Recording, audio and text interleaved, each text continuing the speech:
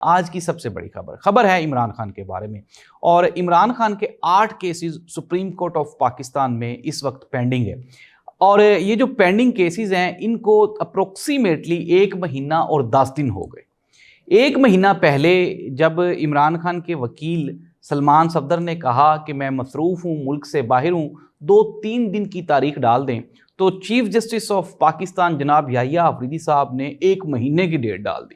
1 مہینے کے بعد دوبارہ پھر لگی عدالت تو پھر دوبارہ ڈیٹ ڈال دی۔ آج دوبارہ پھر عدالت لگی تو جناب چیف جسٹس صاحب نے کہا کہ آپ نے جو فائلز جمع کروائی ہیں، جو ڈاکومنٹس جمع کروائے ہیں، میں نے وہ پڑھے نہیں ہیں، تو کل تک ہم اس کو پھر پینڈنگ رکھتے ہیں، کل 10 بجے ہم اس کو دوبارہ کیس کو سنیں گے۔ میں نے آپ کو پروگرام کے سٹارٹ میں بھی بتایا کہ عدالت نے، سپریم کورٹ آف پاکستان نے آج جو عدالت میں کیسز پینڈنگ ہوتے ہیں ان کا ایک ٹائم فریم مرتب کیا۔ اس میں انہوں نے کہا کہ جو فوجداری کے کیسز ہیں وہ اتنے دنوں میں کور ہوں گے، جو پراپرٹیز کے کیسز ہیں وہ میکسیمم اتنے دنوں میں کور ہوں گے، جو دوسرے کیسز ہیں وہ اتنے دنوں میں کور ہوں گے۔ تو ناظرین، عمران خان کے بارے میں شاید پاکستان کا نظام اور پاکستان کی جو عدلیہ ہے وہ کچھ کسی اور طرح سے سوچتی ہے،